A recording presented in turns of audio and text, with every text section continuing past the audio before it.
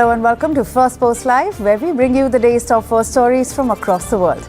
I am Gushin Galan, live from the Firstpost studios. Let's begin with the headlines.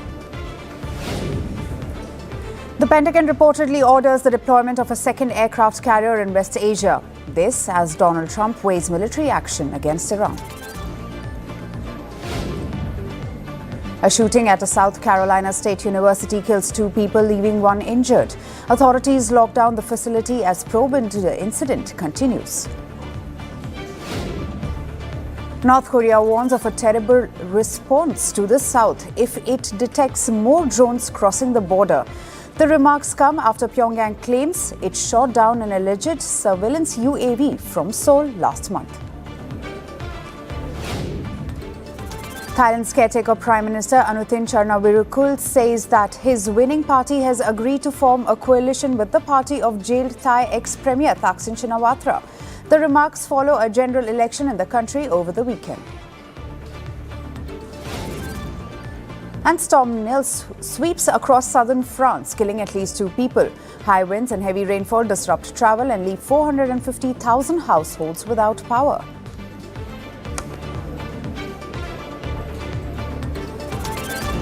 We begin with the latest from Bangladesh. The country's first general election since the ouster of former Prime Minister Sheikh Hasina is over, and the results are out. The nation of more than 175 million people has delivered a clear and decisive mandate. The Bangladesh Nationalist Party has swept to power with a commanding 2/3 majority. According to the Election Commission, the BNP and its allies have surged past the 200-seat mark in the 300-member Jatiya Sangsad. This is well above the 151 seats required to form a government, giving the party a strong, stable numerical edge in parliament. Final voter turnout stood at a little over 59%. In Dhaka, the streets are witnessing a sense of cautious optimism. Many residents say they are hoping the BNP's sweeping victory will bring peace, stability and a fresh start after months of political turbulence. Tarique Zia is an honest man. If he weren't, would people vote for him? Tarique is a great leader, and Jamaat people are against the independence of this country. Those who oppose this country's inception don't deserve to win. The election was very peaceful this time, in comparison to the previous ones. There was no violence whatsoever. I felt festive going to the polling station. Cheers, chants and camera flashes also surrounded Tarique Rahman's convoy. Waving from inside his car, the BNP chief acknowledged the sea of well-wishers. For Tarique Rahman, the son of former Prime Minister Khalida Zia, this marks a dramatic political comeback. Rahman was in a self-imposed exile for last 17 years to escape Hasina-era court cases. And he returned to Bangladesh only last December in the run-up to yesterday's election. He is now poised to take charge, become the Prime Minister of a nation still emerging from months of unrest. And this was no ordinary election. It was the first national vote since the student protests of 2024 that forced Hasina from office, a movement that reshaped Bangladesh's political landscape.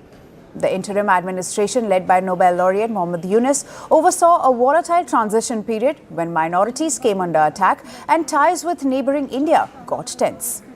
Yunus also barred Hasina's Awami League from contesting elections. Her exclusion from the polls led to backlash, and the former Prime Minister, who remains in neighboring India since the end of a rule in August 2024, has branded yesterday's election as sham and unconstitutional. But back in Bangladesh, voters were not just choosing a government. They were also deciding on structural reforms. In a parallel referendum, more than 65% voted yes to the proposed July Charter, a sweeping democratic reform package aimed at preventing one-party dominance. The proposals include prime ministerial term limits, the creation of an upper house, expanded presidential powers, and stronger judicial independence. The message from the electorate appears clear: change, but with stability. On the opposition side, the Islamist Jamaat-e-Islami Party signaled it would pursue what it called positive politics once the full results are out. Meanwhile, its coalition partner, the student-led NCP, has raised concern about integrity of vote count. We expect that as soon as the government releases the official results, we will call you, the journalists, again to share our final views on the election. You can be assured that our stance will be positive, focused on constructive and people-centered politics, not party politics. We will not oppose simply for the sake of opposing. Despite pre-poll clashes that left several dead and hundreds injured, polling day itself was largely peaceful, according to authorities. Heavy security deployment and international scrutiny helped contain tensions. But sporadic violence was reported from several parts of the country during yesterday's vote. BNP leaders have called for restraint, urging supporters to mark the victory with prayers rather than street celebrations. Now the immediate challenge ahead is translating electoral triumph into governance. But for now, one thing is certain. After years of turbulence and historic uprising, Bangladesh has voted for a new political chapter. And as Bangladesh begins a new political chapter with Tarique Rahman in the spotlight, global reactions have poured in, showing both hope and expectation. Tarique Rahman, who returned from 17 years of exile just 2 months ago, is now set to become the next Prime Minister. And India was among the first countries to congratulate Tarique Rahman. Prime Minister Narendra Modi called it a decisive victory and said India would continue to support a democratic Bangladesh. Now, India has previously flagged concerns over targeted incidents of violence against minority communities, especially Hindus, under Yunus administration. But responding to Prime Minister Modi's congratulatory message, the Bangladesh Nationalist Party welcomed India's response and thanked Prime Minister Modi for recognizing the verdict of the Bangladeshi people. Well, we hope that the relationship between two neighboring countries and the people of these two countries will be strengthened. We thank Prime Minister Narendra Modi for congratulating our leader, Tarique Rahman. The United States Embassy described the poll as a historic moment, praising the peaceful conduct of the election, as it marks a return to democracy and stability in a nation of 175 million people. China has also welcomed the outcome of Bangladesh's national election, congratulating the people of the country on what it called a smooth and successful polling process. In an official statement, Beijing extended its congratulations to the BNP for emerging ahead in the election and forming the next government. We look forward to working together with the new government of Bangladesh and writing new chapters of China-Bangladesh relations. The remark reflects Beijing's interest in continuing its long-standing economic and development partnership with Dhaka, as Bangladesh remains an important part of China's regional connectivity and trade initiatives. And Pakistan's reaction to the result has also drawn attention, given the strained relationship between Islamabad and Dhaka during the era of Sheikh Hasina. Pakistan Prime Minister Shehbaz Sharif extended warm congratulations to Tarique Rahman and the Bangladesh Nationalist Party. He called the result a resounding victory and expressing hope for stronger regional cooperation. Now, for millions of Bangladeshis, this election is more than just a change of power. It is a change to rebuild trust in democratic institutions and restore faith in the ballot. The world will be watching closely as the new leadership moves from celebration to governance and certainly from promises to performance. Moving on to our next story. Japan has seized a Chinese fishing boat and arrested its captain in waters under Japanese control, a move that could further worsen the already strained ties between Tokyo and Beijing. Japan's fisheries agency says the Chinese fishing boat was operating inside Japan's exclusive economic zone, an area Tokyo considers its own under international law and not in disputed waters.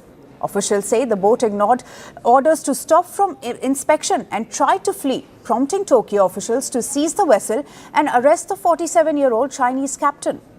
This was the first time since 2022 that Japan seized a Chinese fishing vessel. The remaining crew were taken in for questioning, and officials say the action was part of a routine enforcement against illegal fishing. At around noon on Thursday, February 12th, a fisheries agency patrol vessel arrested the captain of a Chinese fishing boat in Japan's exclusive economic zone near Yakushima after he refused to submit to an onboard inspection. The case is currently under investigation, but in order to prevent and deter illegal operations by foreign fishing vessels, we will continue to carry out enforcement activities with a firm and resolute stance.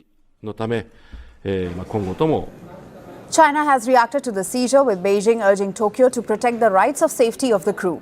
China's foreign ministry said Japan should respect the China-Japan Fisheries Agreement, enforce the law fairly and safeguard the legitimate rights and interests of Chinese crew members. After Prime Minister Sheikh Hasina said Japan could become militarily involved if China attempted to take Taiwan by force, Beijing reacted strongly, warning Chinese citizens against visiting Japan and suspending some cultural exchanges. China has also stepped up military signaling in the region, including joint air drills with Russia and close encounters between Chinese and Japanese aircraft near Okinawa. Beijing has tightened controls on exports of items with potential military use, raising concerns in Japan about supply risks. Japan and China already face friction over territorial claims in the East China Sea, where past fishing incidents have triggered diplomatic crisis. Japanese officials say any conflict over Taiwan could directly threaten Japan's security due to its proximity to the island and the presence of US military forces in the country. Meanwhile, Tarique, whose party recently won a landslide victory in lower house elections, says she remains open to dialogue with Beijing. With a fresh maritime incident now added to an already volatile relationship, the seizure is likely to deepen mistrust between Japan and China as tensions over Taiwan and regional security continue to grow. Our final story comes from Southeast Asia, where the Indonesian Air Force is testing a new defense strategy. It is turning the country's toll roads into emergency runways for military aircraft. In a high-profile demonstration, 2 military planes successfully took off and landed on a stretch of highway in Sumatra, showcasing Indonesia's preparedness for crisis situations. The trial, held on the western island of Sumatra, is part of a broader plan to strengthen national defense across Indonesia's vast and fragmented geography. Indonesia is the world's largest archipelago, made of more than 6,000 inhabited islands, stretching across an east-west distance of around 5,000 kilometers. It faces unique challenges in protecting its airspace and maintaining military readiness. Now covering such a massive territory using traditional naval power would require aircraft carriers, which Indonesia does not currently operate. Therefore, by turning toll roads into emergency runways, Indonesia is creating a low-cost, flexible alternative. Indonesia's Deputy Defense Minister said the test marked a significant step forward. He described it as a major milestone and confirmed plans to design roads that can double as temporary runways. According to him, these roads would serve as critical alternatives if military air bases were damaged or attacked. And Indonesia's Air Force Chief of Staff emphasized that the strategy is purely situational. He also confirmed that the Air Force aims to identify at least one toll road in each of Indonesia's 38 provinces that could be converted into a temporary airstrip if required. I want to emphasize that the use of toll roads as an alternate runway for fighter jets is temporary and situational. This means it will not be used continuously. We will use it only when necessary. Defense experts say that using toll roads as backup runway could provide a crucial edge during conflict or natural disasters, allowing aircraft to disperse quickly and avoid concentrated attacks on fixed air bases. Now, officials have not set a fixed timeline for full implementation, but the move reflects Indonesia's growing focus on defense modernization and strategic flexibility. Under President Prabowo Subianto, Indonesia has launched an aggressive push to upgrade its aging military fleet and infrastructure. Last month itself, the country received its first 3 French-made Rafale fighter jets, part of major $8.1 billion deal to purchase a total of 42 advanced combat aircraft. As Indonesia continues to modernize its defense forces, the latest move of using roads as runways highlights a clear shift towards flexible, resilient and future-ready military planning. That's all for today. Thank you for joining us. I am Gushin Galan and we'll see you right here soon. Until then, stay informed and stay tuned to Firstpost.